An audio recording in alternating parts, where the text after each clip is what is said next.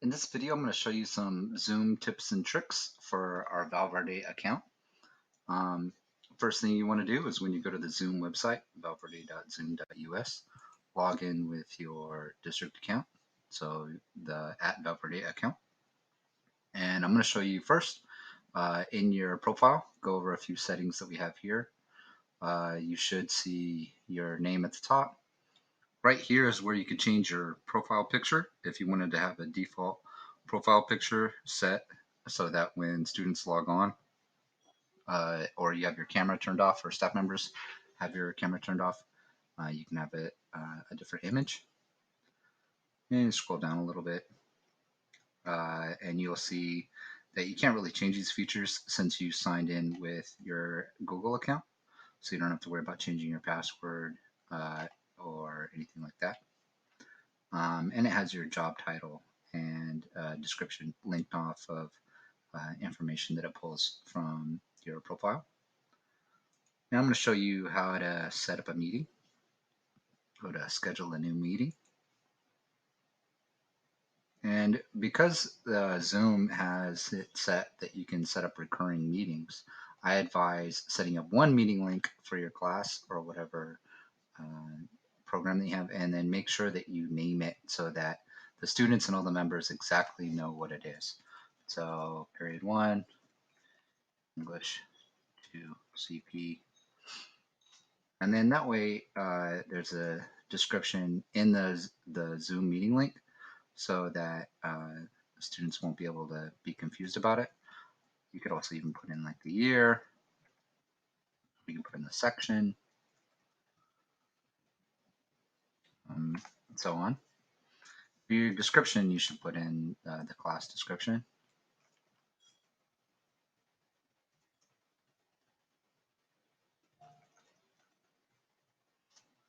Okay, and then here is where you get into that recurring meeting setting. Set up a recurring meeting, and instead of having the recurrence be daily, set it up so that there's no fixed time.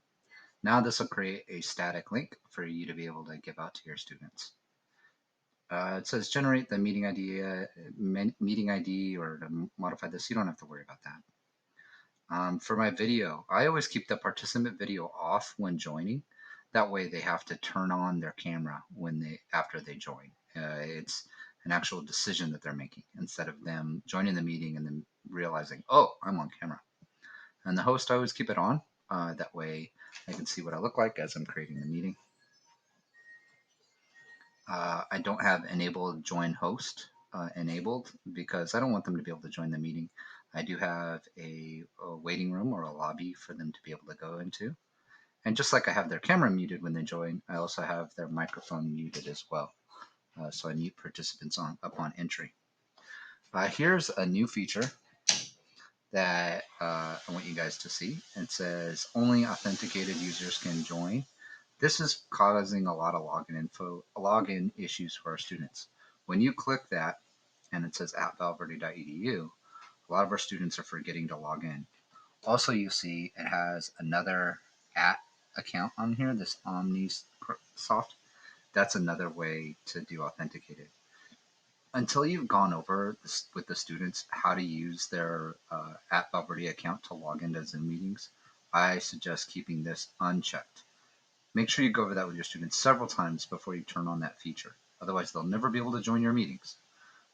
Then you see this one that says record the meeting automatically in the cloud. Click on that, and then that way it'll automatically record it. You also can set up, let's say you have an interpreter or you have a colleague who you work with to host meetings with. You can put their meeting in here or their email in here, and then they would be able to also host the meeting in your absence. This is great for like department meetings or meetings where it's like a grade level team that are getting together. You can set it up so that there's multiple people who can administrate the meeting in case you're late, and then multiple people can be able to easily share as well. It turns on that share screen feature automatically for those users. If you go into My Meetings, after you've clicked Saved, you'll see all of the meetings that you have. And what you'll do then is after you've created a meeting, you'll share it with your students or the participants by using this invite link. You just copy that link and you'll paste it in whichever way that you're sharing it with them. And you can also look over the features to make sure that the way that you have it is set the way that you want it.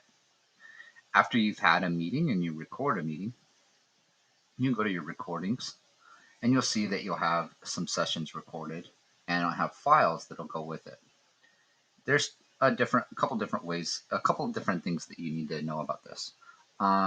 When you record here, it only lasts for a certain amount of time. It actually expires after about a month.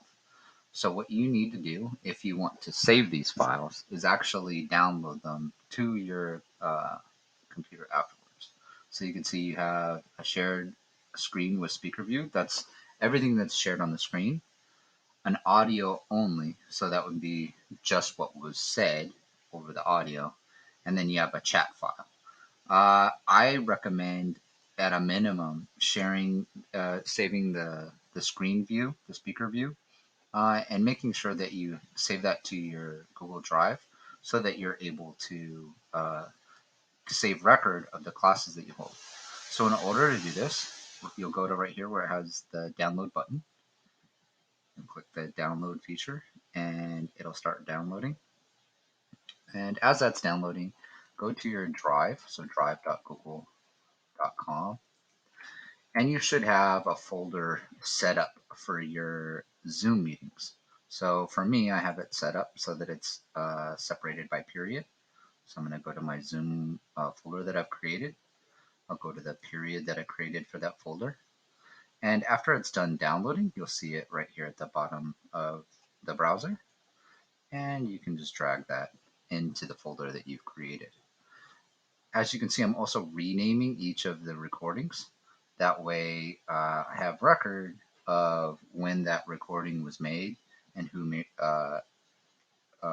what part of the recording it was. I've accidentally downloaded the wrong recording for my demonstration video. I'm going to switch which one I record. Actually want this one. Okay, and then one thing that's good about this is that you can manage the files wisely. So the audio, the chat, and whatnot.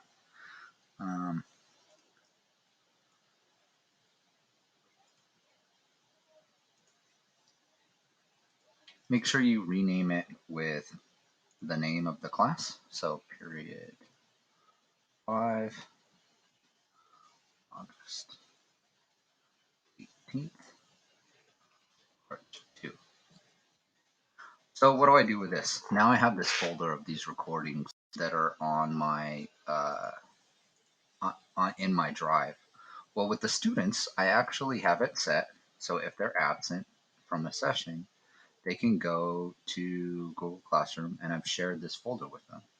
So in my Google Classroom, I actually have the Drive folder accessible to them there. I have it set with the Zoom meeting link and my Zoom expectations, and you can go and you can see that you can access that folder that I've just shown to you there. Another thing that you need to know about in your settings is that you should go through and read through each of these options and figure out what's best for your class and what you want to do. Because there's things in here where you can make it so that the students can't annotate on a shared screen. You want to make sure you turn that off because otherwise the students could write when you're sharing your screen. But go through each of these and just think, what is the best class practice?